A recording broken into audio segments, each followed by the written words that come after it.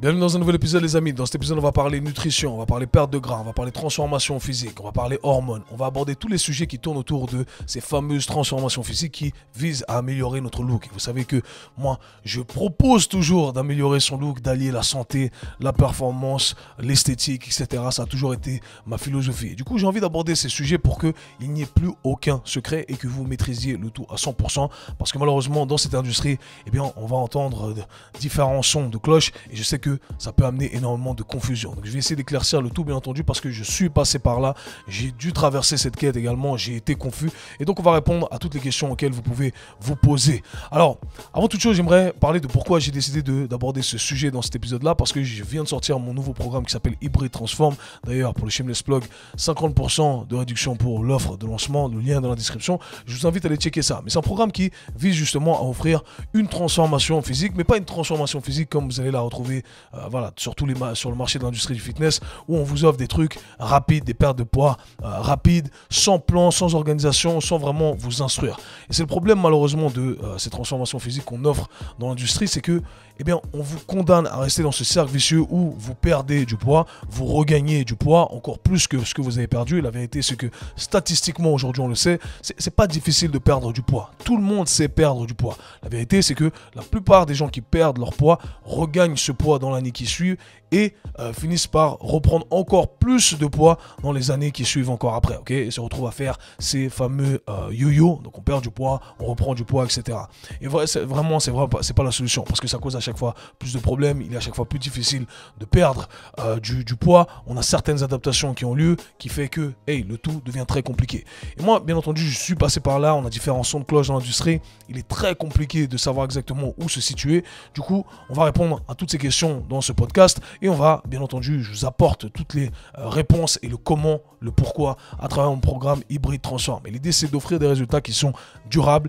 Je le dis à chaque fois, le but, c'est d'avoir créer un physique où on peut enlever son t-shirt toute l'année. Et comme vous le voyez, eh bien, c'est mon discours depuis toujours. On ne fait pas des va-et-vient, vous ne pouvez pas parler de faire des bulking phases, des cutting phases, etc. Moi-même, dans l'industrie, j'ai fait des centaines de transformations physiques à travers mes coachés en ligne depuis 11 ans dans l'industrie, avec mes coachés en face à face.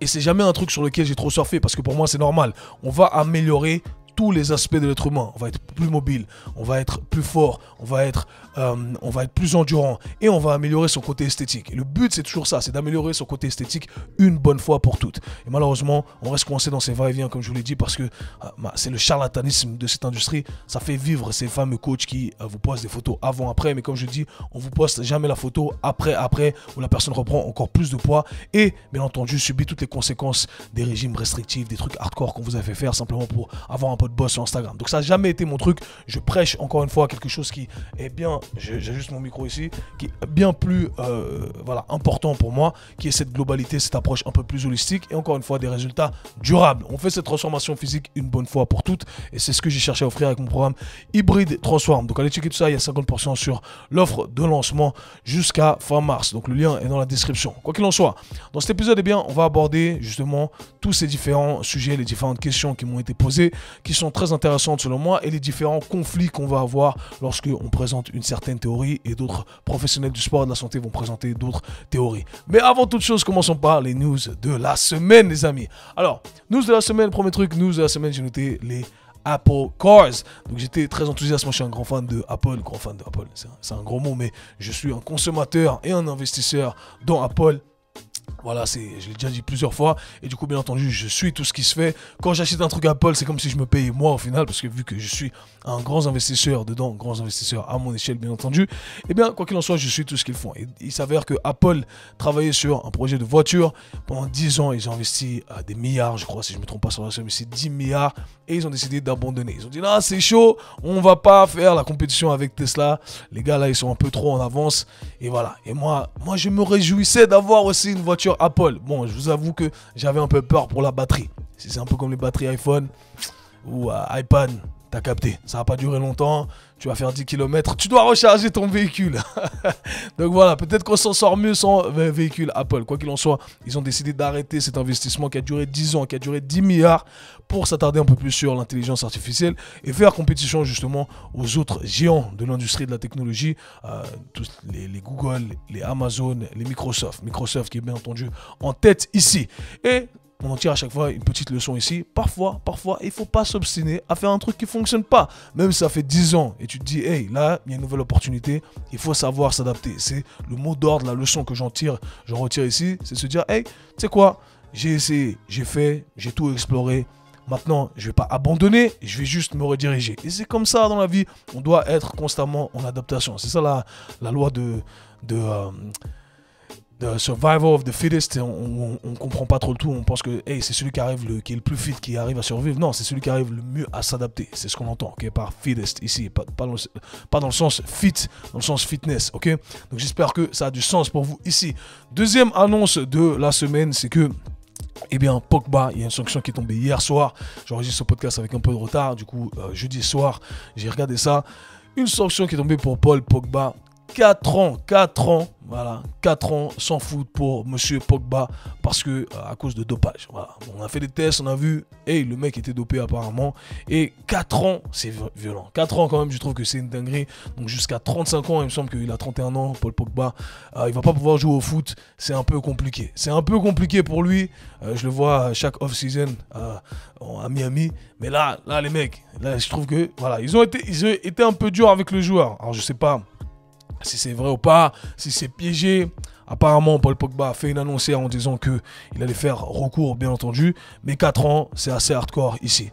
Voilà, je pense qu'il y a des contextes. Mais foot, sport collectif, si c'est un sport individuel, un sport de combat, encore une fois, des sprints, etc. Ouais, allez, on peut être un peu sévère pour du dopage. Foot, je sais pas ce qu'il a pris exactement, j'ai pas tout regardé, mais je trouvais que c'était un peu sévère. Allez, une amende, quelques mois. On t'a affiché, c'est bon, je sais pas, à vous de juger les amis, bien entendu, je ne suis pas pour les produits dopants, pour les produits qui vont améliorer vos performances, je pense que c'est malsain de 1, et c'est pas fair play. C'est pas fair play pour les autres joueurs. Je sais pas à quel point ça aide dans le foot pour être honnête avec vous, mais ça aide forcément à la récupération à certains trucs. Donc hey, je peux comprendre pourquoi les gars ont pris ça. Parlons maintenant du sujet du jour les amis, on va aborder, quand on parle nutrition bien entendu, on doit parler perte de gras, transformation physique, on doit parler du fameux concept calories in et calories out, les calories qui rentrent et les calories qui sortent. Et c'est toujours un sujet à débat. Et bien entendu hier j'ai fait un post sur Instagram, un vieux post que j'ai reposté il y a 2 ans. 1 an et demi pour être plus précis, où je parlais de la différence entre perdre du poids et perdre du gras. Il y a une différence fondamentale à comprendre ici et je vais la faire en petit résumé ici. Souvent on s'attarde sur la perte de poids, or ce n'est qu'une partie de l'équation. On s'attarde sur le nombre qu'il y a sur la balance, alors que le nombre sur la balance c'est pas si important que ça parce qu'il y a d'autres facteurs à prendre en considération lorsqu'on vise ce qu'il y a d'essentiel. Et ce qu'il y a d'essentiel, eh bien, c'est la perte de gras. On pourrait très bien perdre du poids, le nombre va se réduire sur la balance, mais on a perdu, et c'est ce qui arrive dans la plupart des cas, autant de masse musculaire que de masse grasse. Du coup, ce qui fait qu'on est tout simplement une plus petite version de nous-mêmes. Le ratio entre les muscles et le gras est resté exactement le même. On a simplement réduit le tout et c'est ce qu'on appelle le fameux skinny fat. J'ai fait plusieurs épisodes sur le sujet. Je vous invite à aller checker tout ça, skinny fat, tous les sujets qui tournent autour de la nutrition. Okay, et du coup, bien entendu, c'est l'approche que la plupart des gens font. Ils vont en salle, ils font que du cardio. Et on se retrouve à développer ce physique. Certes, on a perdu du poids, mais c'est pas un physique esthétique, c'est pas un physique qui nous plaît. Et on est loin d'optimiser ce qu'on aurait pu optimiser éventuellement.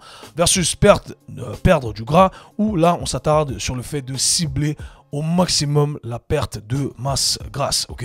Et là, on veut conserver un maximum de masse musculaire. Le fait est que on va perdre un peu de masse musculaire, mais si on fait les choses bien, on va perdre jusqu'à 10% de masse musculaire. Alors que si on faisait une perte de poids comme les gens le font habituellement, où ils se disent, ok, je vais faire un régime restrictif, je vais faire un tas de cardio, je mange qu'une salade par jour, et bien là, vous allez perdre jusqu'à 50% éventuellement de masse musculaire. Et qui dit perte de masse musculaire dit également un gros ralentissement de votre métabolisme de manière générale, parce que le muscle c'est un tissu qui est métaboliquement actif, donc on veut en conserver au maximum. C'est ce qui va faire que hey, si vous en avez sur vous, et bien chaque fois que vous bougez au quotidien, vous allez utiliser un maximum de cette masse musculaire, et donc dépenser plus de calories, etc. C'est un peu votre outil facile pour augmenter votre dépense énergétique au quotidien. Donc ça c'est fait, ça c'est dit, j'espère que vous l'aurez compris. Et le débat qu'il y a dans l'industrie, c'est que beaucoup de personnes disent « Hey, il ne suffit pas de s'attarder sur ce concept de calories in, calories out. Là, on voit le tout à travers une lentille très mathématique des choses, ce qui rentre versus ce qui sort. Et la perte de poids ne se résume pas que à ça. Encore une fois, la perte de poids, il y a plein de trucs à prendre en considération. Donc c'est vrai que si on venait à jouer l'avocat du diable, ça ne se résume pas que à ça. La perte de gras, ceci étant dit, eh bien ça se résume uniquement à ça. Et je vais expliquer pourquoi en apportant à chaque fois des explications et en essayant de mentionner les contre-arguments qui sont utilisés. Okay, donc le premier truc qui est utilisé, ou le premier contre-argument que la plupart des gens utilisent, ce qui est assez marrant, c'est que j'ai souvent ce débat avec des gens qui sont des nutritionnistes, des gens qui sont des médecins, qui travaillent dans des hôpitaux, etc. Et je me dis, c'est une dinguerie. C'est une dinguerie que j'ai ce débat avec ces gens-là. Et moi-même, quand j'ai commencé l'université pour faire un parcours de diététicien, pour faire un bachelor de diététicien, je me suis rendu compte à quel point les gens étaient perdus. Et c'est faux parce que je me dis, comment beaucoup de professionnels, sont censés être les professionnels de ce milieu-là, sont moins calés que des bodybuilders, le bodybuilder du coin, ok, le coach bodybuilder du coin qui a lu que des magazines de fitness. Encore une fois, je ne parle pas dans la globalité de la nutrition, mais sur beaucoup d'aspects et principalement sur la perte de gras, ok. Les gars sont beaucoup plus calés que beaucoup de nutritionnistes, beaucoup de médecins, etc., etc. C'est un truc de ouf. Et c'est pas pour rien que ces gens-là arrivent à offrir des résultats. Alors attention, il y a des charlatans, bien entendu. Il y en a qui poussent les choses à l'extrême et ça crée des conséquences. Mais il y en a qui ont des résultats versus des nutritionnistes, d'autres professionnels de sport et de la santé qui ne sont pas calés du tout. C'est assez hallucinant, encore une fois, d'entendre toujours ces discours. Mais on va essayer de expliquer le tout ici. Alors, le premier contre-argument, c'est que c'est complexe, le métabolisme, c'est complexe, ça ne se résume pas qu'aux chiffres. Et pour comprendre le tout, il faut comprendre simplement le fait qu'on analyse le monde à travers ce qu'on appelle la physique. Et une des branches de la physique, qu'on appelle la thermodynamique, va nous expliquer comment le transfert d'énergie est régi dans l'univers. Okay, et la première règle de la thermodynamique dit que l'énergie, eh bien, ne peut être ni créée ni détruite. Il s'agit tout simplement d'une transition. Okay, et c'est comme ça que ça fonctionne. En fait, dans l'univers, je vais vulgariser au maximum ici, il y a de l'énergie. Okay, vous la prenez dans votre corps et vous la rendez à l'univers. C'est comme ça que ça fonctionne. À aucun moment, l'énergie est détruite, à aucun moment l'énergie est créée. L'énergie est là, ok. Et lorsque on consomme des aliments, les calories, c'est simplement une mesure qu'on utilise pour quantifier l'énergie qu'on est en train de consommer ou l'énergie qu'on est en train de dépenser. Okay, donc lorsqu'on mange des aliments, on consomme de l'énergie et qui va être quantifiée en calories, donc l'unité de mesure d'énergie, et on va redonner cette énergie à l'univers à travers de la chaleur. Okay, on va faire du travail, si j'utilise les termes spécifiques de la physique, et on va produire de la chaleur, et cette chaleur-là, c'est de l'énergie qu'on va redonner à l'univers. C'est comme ça que ça fonctionne. J'espère que vous aurez compris le tout. Et qu'est-ce que ça dicte ici? Ça dicte qu'au final, c'est qu'une question de mathématiques lorsque on regarde le principe de base. Okay, le principe de base, il y a ce qui rentre et il y a ce qui sort. Et pour perdre du gras, eh bien le gras, qu'est-ce que c'est encore une fois? C'est votre réserve d'énergie. Votre corps a pris plein d'énergie et s'est dit, je ne sais pas comment l'utiliser, je vais la stocker. C'est ce qu'on appelle le gras ici. Et donc ce gras, eh bien, vous allez taper dans ces réserves d'énergie lorsque vous créez un déficit calorique, c'est-à-dire qu'il y a moins qui rentre que ce qui sort, ou plus qui sort que ce qui rentre. Et du coup, eh bien, vu que j'ai tapé dedans, j'ai tapé dans mes réserves, c'est comme si je tapais dans mon budget, ben, je vais dans mon compte épargne, eh bien, je vais réduire mon compte épargne. Et bien, c'est pareil ici, je vais taper dans mes réserves de gras, je vais réduire ici mes quantités de gras. Okay, aussi simple que ça. Et c'est ce qu'on appelle créer un déficit calorique. Et c'est ce qui nous permet justement de perdre du gras. Indépendamment de tous les processus métaboliques qui ont lieu dans le corps, si cette règle de base a lieu, okay, c'est-à-dire que si on a moins d'énergie que ce qu'on va dépenser, ou l'inverse, eh bien, on va perdre du gras. Okay, indépendamment de tous les processus chimiques qui vont avoir lieu. Et c'est très important de le garder en tête. Et je trouve que c'est un peu... c'est bête quand on regarde le tout. C'est comme si... Voilà, après, on va utiliser des arguments en disant, oui, mais si la personne est stressée, c'est de la rétention d'eau, etc. Si vous êtes dans des pays où les gens meurent de faim, vous croyez qu'ils ne sont pas stressés? Okay, vous croyez qu'ils n'ont pas de problèmes hormonaux? Vous croyez qu'ils n'ont pas de problèmes de la thyroïde à cause de tous les problèmes qu'ils vivent dans leur vie? Comment ça se fait que ces gens-là n'ont pas de gras, n'ont pas de masse grasse sur eux, hein? Parce que les règles de la thermodynamique s'appliquent. Hein. Sinon, vous allez dans un pays, voilà, mettez-vous sur une île déserte, encore une fois, avec tous vos problèmes du monde. Et je vous garantis que vous n'allez pas être obèse si vous n'avez rien à manger. Vous allez perdre du gras. Alors l'argument de dire oui, non mais on perd pas de gras, on garde cette masse grasse parce que X et Y processus chimiques, les processus chimiques auront lieu. Le fait est que si le principe de base ne s'applique pas, vous n'allez pas perdre de gras, ok? Donc aussi simple que ça. Donc ces gens qui, vous trouvez toutes les excuses du monde, le stress, dérèglement hormonal, etc. Si vous consommez plus d'énergie que ce que vous n'en dépensez, vous allez stocker du gras. À l'inverse, vous allez perdre du gras. Donc le concept de balance énergétique s'applique en tout temps. C'est la règle de base, d'accord? C'est d'ailleurs pourquoi tous les régimes fonctionnent, d'accord? Des gens qui perdent du poids en mangeant des chocolats tous les jours. Il y a des gens qui perdent du poids en évitant de manger des sucres, tous les glucides auxquels vous pouvez penser. Donc les féculents également, les légumes également. Il y a des gens qui perdent du gras en faisant des jeûnes intermittents. Pourquoi tous les régimes fonctionnent? Parce qu'ils se basent tous sur ce principe clé, d'accord, du déficit calorique, qui est de comprendre justement cette balance énergétique, ce qui rentre et ce qui sort. Et c'est quelque chose que l'on ne peut pas réfuter parce que c'est régi par les règles de la physique. Si on cherche à refuter ces règles de la physique, et bien dans ce cas-là, tout ce qu'on connaît, toutes les sciences qu'on connaît, eh bien, elles ne s'appliquent plus. Ok?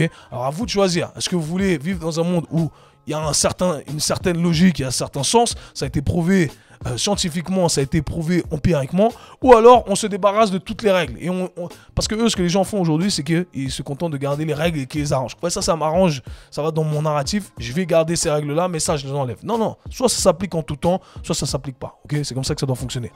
Ensuite, un autre argument qui est souvent utilisé, c'est que la perte de poids se définit avant tout par une question de qualité. Ce n'est pas une question de quantité, ce n'est pas une question de calories, c'est une question de qualité d'aliments. Et c'est faux qu'on cherche à opposer les deux. Et c'est là où je trouve qu'on fait une erreur qui est monumentale.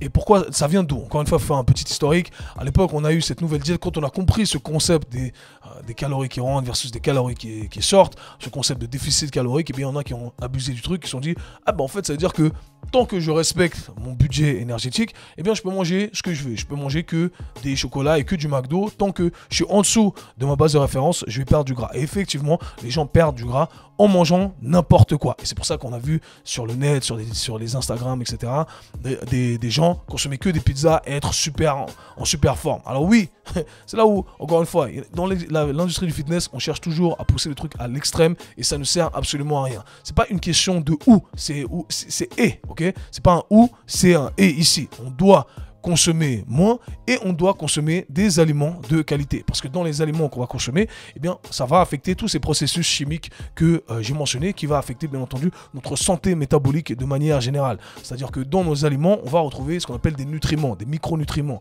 des minéraux, des vitamines qui sont nécessaires à tous les bons processus, tout le bon fonctionnement de notre corps. Et donc, on doit optimiser tout ça, même lors d'une perte de gras. Donc, on doit avoir des aliments qui nous apportent tous ces nutriments. Donc, c'est la qualité et la quantité. Et bien entendu, on ne peut pas s'attarder que sur l'un. C'est pour ça qu'il y a des gens qui mangent extrêmement sainement, si on va mettre ça entre guillemets ici, parce que c'est encore un terme à définir, et qui ne perdent pas de gras, d'accord? Qui sont même en surpoids. Je mange que sainement, mais je ne perds pas de gras. Oui, parce que si, encore une fois, tu manges plus que ta base de référence, tu vas prendre du gras, ok? C'est aussi simple que ça. Je donne toujours l'exemple des amandes. Les amandes, c'est très bien, d'accord? Il y a de bons lipides, etc., tout le blabla qu'on vous dit. Mais si vous consommez un paquet d'amandes complet, et c'est très vite, c'est très rapide à consommer, eh bien, vous avez 2000 calories de consommer, ok? Donc, encore une fois, vous en sortez mieux avec un muffin en termes de calories uniquement, d'accord, sans regarder l'aspect nutritionnel. Mais encore une fois, c'est quelque chose à garder en tête. Donc, ce n'est pas une question de qualité ou quantité, c'est quantité et qualité, bien entendu. Je vous invite à manger des fruits de saison, etc., de la viande, du poisson, l'alimentation que vous favorisez, bien entendu, tant que ça reste des produits les moins transformés possibles de manière générale, vous allez aller dans la bonne direction. Ok, ensuite, l'autre argument qui est souvent utilisé en disant oui, ce concept des calories in et calories out, du déficit calorique, c'est n'importe quoi parce qu'on ne peut pas quantifier complètement notre dépense énergétique.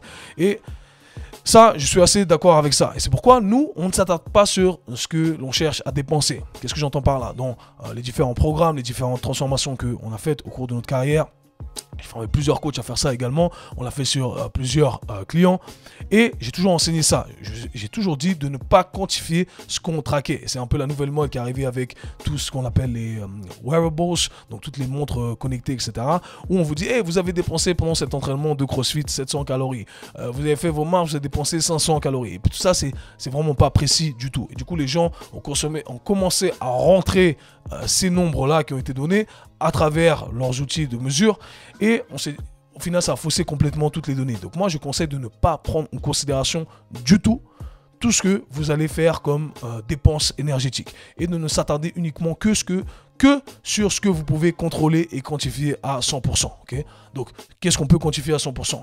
On connaît notre base de référence, on apprend à calculer cette base de référence, et à partir de là, on apprend à créer un déficit calorique, c'est-à-dire qu'on va manger moins que que notre base de référence. Donc, si notre base de référence, c'est 2500 calories, je vais descendre mon apport à 2000 calories, et je sais que je vais manger 2000 calories. Et ça, je peux le maintenir du lundi au lundi. Aussi simple que ça. Ça, je peux le contrôler. Et juste en m'attardant sur cette variable-là, eh bien, j'aurai créé mon déficit calorique. Et en plus de ça, eh bien, si je rajoute mes entraînements, nombre arbitraire ici, je tiens à le dire, hein, ne prenez pas ces nombres-là comme étant quelque chose de gravé dans la roche.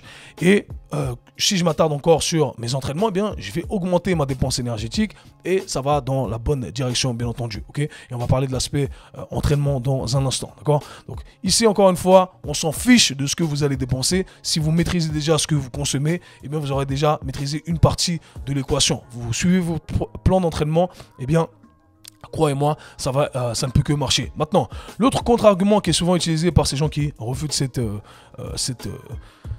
cette théorie, on dit réfute ou refute, je sais pas, vous me corrigerez derrière vos écouteurs, dans votre voiture, peu importe, vous écoutez ça.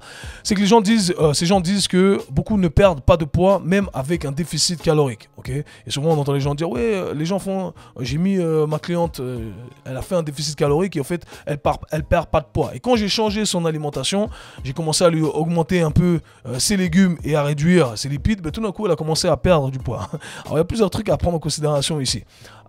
Premier truc, c'est que si la personne n'a pas perdu de gras, encore une fois, soyons plus précis ici, pas poids, eh bien, c'est qu'elle n'était pas dans un déficit calorique. Et malheureusement, beaucoup de gens ne savent pas traquer correctement, n'ont jamais pris en considération cet aspect-là, qu'il faut être précis au niveau des nombres qu'on consomme. Et du coup, on se dit, ah mais j'ai réduit ça, j'ai réduit un truc, mais je perds pas de gras. Okay, mais si tu as réduit de manière un peu aléatoire, sans compter exactement, eh bien forcément tu sais pas ce que tu es en train de consommer. Peut-être que tu as réduit ton apport en riz, mais tu as augmenté ton apport en amandes, et en fait les amandes sont beaucoup plus caloriques que le riz, et du coup forcément eh bien tu ne perds pas de gras, d'accord? Donc ça c'est le premier truc à prendre en considération.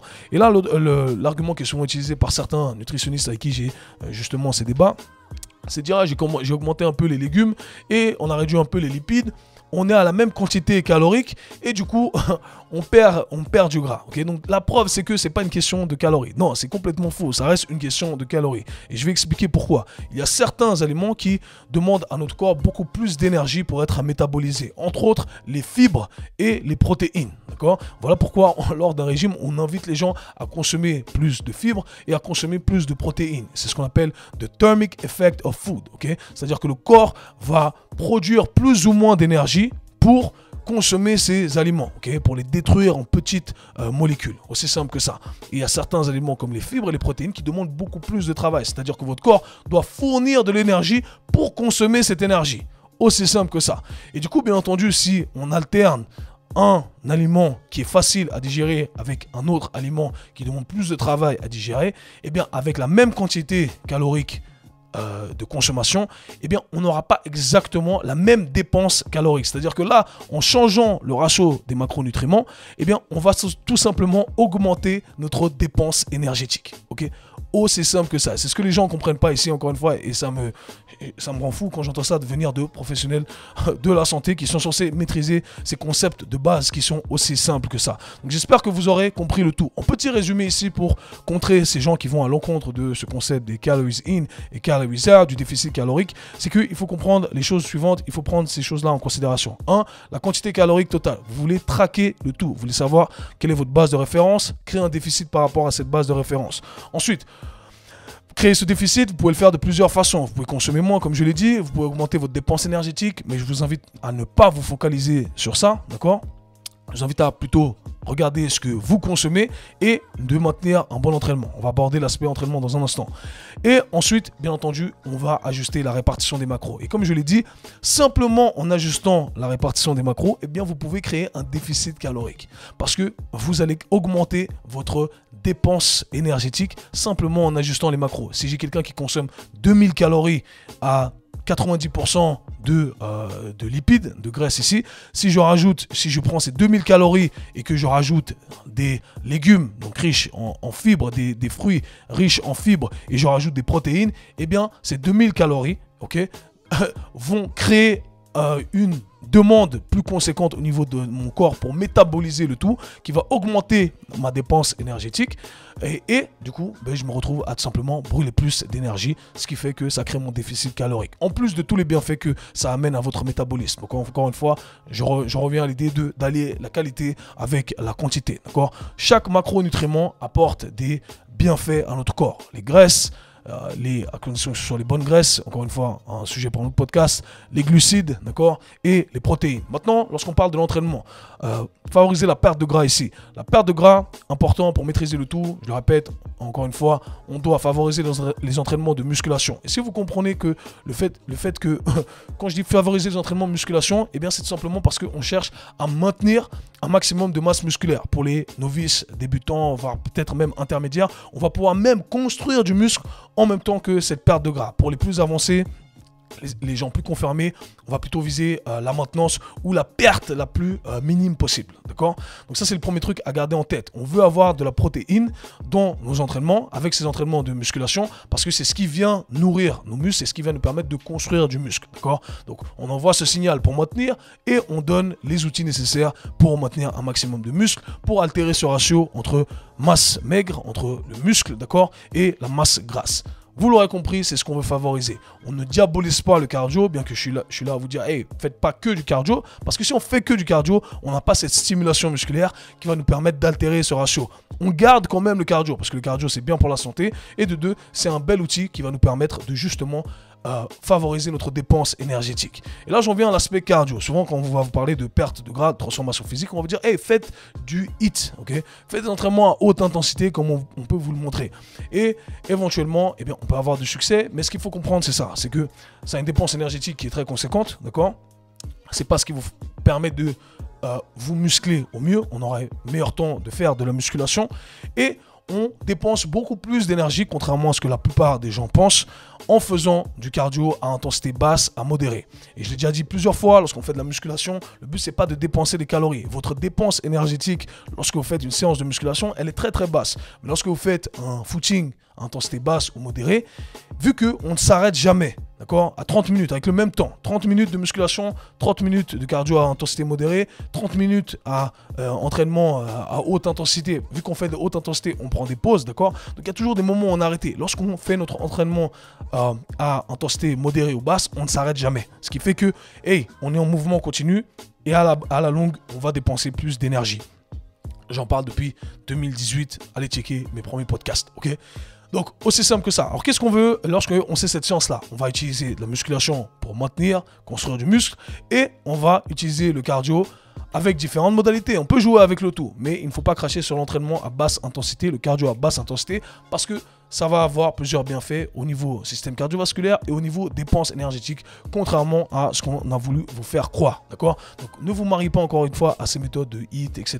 Ça peut être bien, ça peut être, on peut l'inclure, je l'inclus également, on ne diabolise rien, on sait simplement quand est-ce qu'on utilise quoi et pourquoi on l'utilise, d'accord? Donc voilà comment, d'ailleurs, dans mon programme Hybride Transform, première phase, on utilise du cardio à intensité modérée. Deuxième phase, on change de modalité. Troisième phase, on change de modalité parce qu'il y a l'aspect aussi, on veut que ça soit soutenable, on veut avoir du plaisir, on veut être dans une progression, ok? Et c'est important d'amener tout ça, mais il faut comprendre exactement ce qu'on est en train de faire, d'accord? Donc j'espère que le tout aura du sens ici pour vous et qu'il n'y aura plus de secret à ce niveau-là. Ensuite, parlons des meilleures diètes. Alors, Ici, peut-être un point que j'ai pas mentionné, c'est que souvent on va vous favoriser une diète plutôt qu'une autre diète. Et c'est une question de calories encore une fois, enfin je l'ai dit au tout début, c'est le principe de base, d'accord. Et aujourd'hui, un tas d'études scientifiques nous le montrent, d'accord. Donc quand quelqu'un vous dit il y a des études qui montrent, c'est pas vrai, d'accord. C'est pas vrai, je vais expliquer les détails de ça également pour ceux qui sont un peu plus nerdy, pour les intellos du lot ici. On va avoir des moments où on a des restrictions de repas, d'accord? Ce qu'on appelle le time restricted eating. On a des diètes où on va chercher à faire du jeûne intermittent. On va avoir des diètes où on va jeûner une fois, 2 fois dans la semaine. On va avoir des diètes cétogènes, des diètes low carb, etc. Vous l'aurez compris, il y a différentes façons de modeler le tout. Lorsque on teste ces différentes diètes à une restriction calorique, à condition que le taux de protéines soit le même et la quantité calorique soit la même, il n'y a aucune différence. Okay? On observe les mêmes quantités de perte de gras, on observe les mêmes bienfaits au niveau de notre métabolisme, au niveau de nos marqueurs inflammatoires, enfin bref, du cholestérol. Tous ces marqueurs-là vont s'améliorer avec simplement une perte de gras, d'accord? Et tant que vous maîtrisez ce concept de calories, d'accord, qui rentre et qui sort, peu importe comment vous allez formuler le tout, eh bien, tout ça, ça va s'améliorer. Et ça, voilà, toutes les évidences nous pointent dans cette direction. L'empirique, la science, etc. On ne peut pas aller à l'encontre de toutes ces sources d'évidence. Maintenant, c'est une question de préférence. À vous de savoir comment vous voulez organiser le tout. Pour faire une restriction calorique, ce que vous devez savoir, c'est qu'il faut traquer. Et moi, j'invite tout le monde à le faire une fois dans leur vie parce que ça va être un game changer pour vous. C'est ce qui va vous permettre d'avoir des trucs durables. Vous savez exactement ce que vous consommez. Vous savez à quoi ressemble 100 grammes de riz, 150 grammes de pâtes. Vous avez plus ou moins une idée. Vous savez que, hey, moi, à ma maintenance, je sais que si je mange 100 grammes de riz à midi, si je mange ça comme ça le soir, c'est plus ou moins là où j'en suis. Et comme ça, vous n'aurez plus besoin de traquer pour toujours. Mais pendant une période, eh bien, il faut le faire. Vous devez vous familiariser avec ça. Avec tous mes clients qui ont fait le nécessaire pour justement apprendre à faire ce processus-là, eh bien, ils ont eu des résultats sur le long terme et pour toujours, d'accord? Maintenant, c'est à vous encore une fois de savoir à quel point vous voulez vous investir. Si vous voulez opter pour une autre solution, vous pouvez le faire. Hey, je décide de manger moins, par exemple, ou de sauter mon repas du matin. Ça fonctionne pour moi. J'ai tendance à garder les mêmes quantités de repas à midi et le soir. Du coup, je crée ce déficit calorique. Pour moi, c'est une bonne méthode. Mais il faut connaître les limitations de chacun de ces régimes. Pour moi, ça ne fonctionne pas. Je vais avoir tendance à surcompenser et à manger plus à midi et à manger plus le soir. D'accord?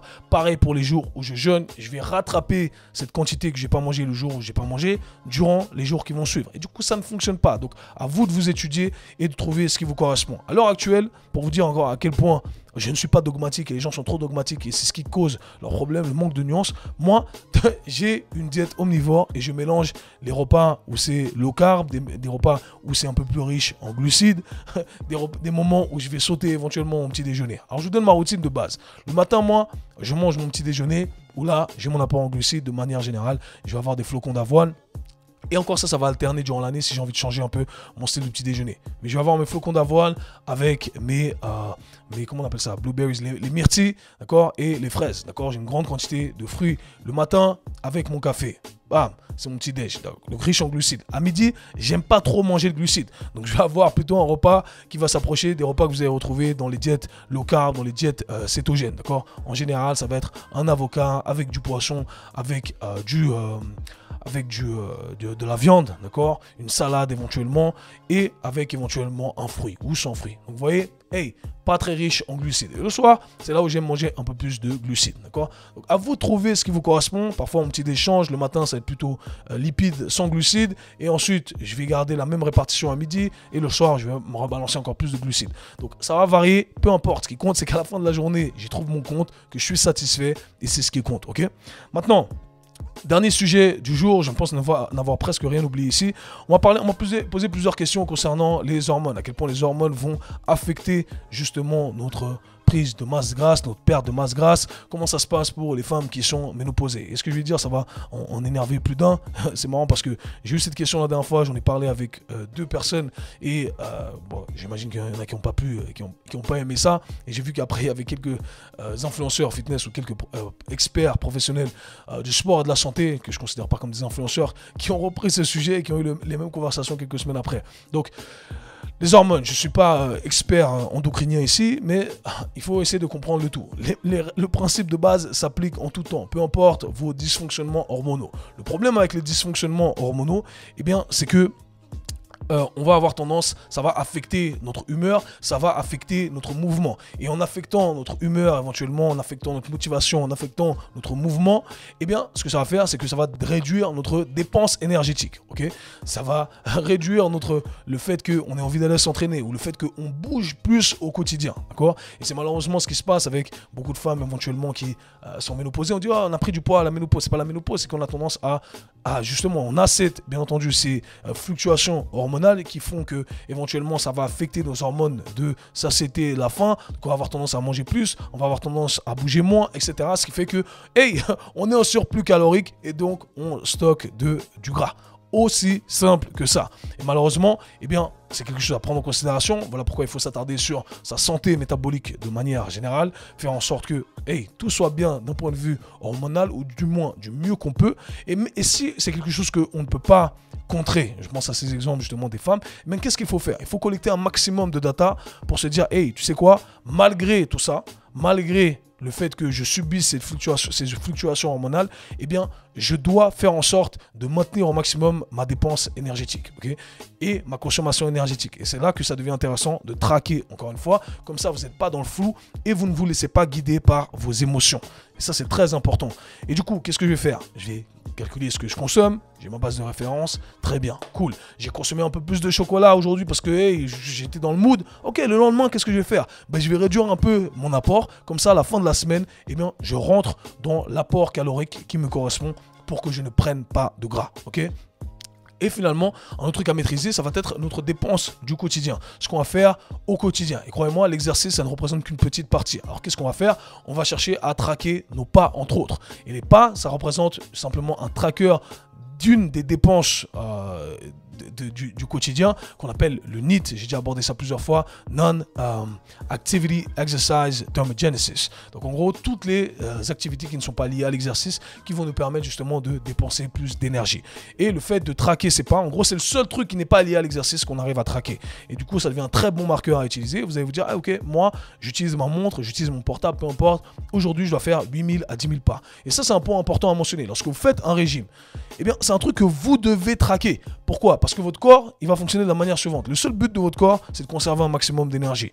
Et du coup, votre corps, il va se dire, tu sais quoi, tu me donnes moins d'énergie, tu me donnes moins à manger. Je vais faire en sorte de te ralentir au maximum pour que ça corresponde à ce que tu me donnes. C'est comme ça que ça fonctionne. Donc votre corps, malgré toute la volonté que vous avez, il va ralentir un peu. Vous allez être un peu plus mou. Vous allez avoir moins envie de vous déplacer. Ça va se faire naturellement. Par conséquent, vous devez avoir un objectif à traquer pour cette catégorie-là. Vous avez la catégorie ce qui rentre dans votre assiette, la catégorie entraînement et finalement, la dernière catégorie à traquer va être ce que vous allez faire au quotidien qui n'est pas lié à l'exercice et à l'entraînement. Donc ces trois choses-là, vous devez les traquer. Et là, c'est là que les pas deviennent très intéressants. Donc vous devez faire attention à ça lorsque vous entamez un régime. C'est, je vais traquer mes nombres de pas parce que mon corps, il va me ralentir de toute façon. Et ça, c'est une grosse dépense de la journée. Une grosse dépense. Et du coup, beaucoup de gens, encore une fois, un argument qui est utilisé pour contrer ces contre-arguments, c'est que les gens disent, j'ai fait faire un déficit calorique, mais au final, ma cliente, elle n'a rien perdu. Ouais, peut-être qu'elle n'a rien perdu parce qu'elle a diminué ses dépenses énergétiques du quotidien. Donc, vous devez traquer tout ça également. Sinon, simplement vous attarder sur l'assiette et ce que vous faites à la salle, c'est pas suffisant. Croyez-moi. Donc, maintenez ces trois choses-là en tête. Vous ne pouvez que réussir si vous faites les choses de cette façon-là. Maintenant, j'avais un dernier truc à garder en tête que je voulais mentionner et j'ai complètement zappé. J'ai complètement zappé ce que c'était. Mais voilà, je pense qu'on a fait le tour ici. Important, oui, voilà pourquoi beaucoup de gens échouent. Un point très important que je voulais mentionner, et c'était le mot d'ordre de mon programme ici, Hybride Transform. C'est que beaucoup de gens n'ont pas de stratégie post-diet. Vous devez avoir une issue de sortie. Si vous n'avez pas une issue de sortie qui est organisée, eh bien ça ne va pas fonctionner. Beaucoup de gens veulent simplement perdre du poids et pensent que ça va durer pour toujours. Donc ça, c'est encore un autre problème. Je fais ma perte de poids, il n'y a pas de début, il n'y a pas de fin. Vous devez avoir un début et une fin, principalement lorsque vous choisissez une route qui est un peu plus agressive en termes de déficit calorique. Et ensuite, vous devez avoir une stratégie post-diet. C'est l'erreur que la plupart des gens font. Moi, j'ai observé ça dans le monde de combat. Quand on arrivait dans les stades de professionnels, on fait des coachings de ouf pour les pertes de gras et pour les pertes de poids, pour arriver au poids dans notre catégorie. Et ensuite, on s'empiffre comme des fous. Chaque perte de gras devient un peu plus compliquée. Bref, on a plusieurs problèmes de digestion. C'est pas bien organisé. ça ne fonctionne pas. Donc ce que vous devez faire, c'est organiser ces stratégies post-diet. Faire en sorte de réaugmenter progressivement, d'accord? Réorganiser votre entraînement de façon à ce que ça soit aligné avec vos nouveaux objectifs. Et c'est le seul moyen de faire une transformation une bonne fois pour toutes. Si vous ne faites pas ça, vous allez être contraint de faire des yo-yo. Et croyez-moi, vous n'allez pas réussir. Donc, voilà, les amis, je vous invite à vous attarder sur tous ces éléments-là. Croyez-moi, je vous ai donné tous les éléments ici. Il n'y a pas de secret ici qui est caché. Si vous voulez en apprendre plus, savoir exactement comment déterminer votre maintenance calorique, les différentes stratégies à adopter lorsque vous allez entamer votre régime, comment calculer votre déficit, comment l'organiser, etc. Je vous apprends tout ça dans mon nouveau programme Hybride Transform, en plus de 3 phases d'entraînement très organisées. Je vous invite à aller checker ça pour une transformation qui va durer pour toujours. Des résultats durables. Comme je l'ai dit, on enlève son t-shirt toute l'année ici. Okay? Donc les amis, je vous invite à aller checker tout ça. 50% de réduction pour l'offre de lancement. Et nous, on se voit /parle dans le prochain épisode. Peace!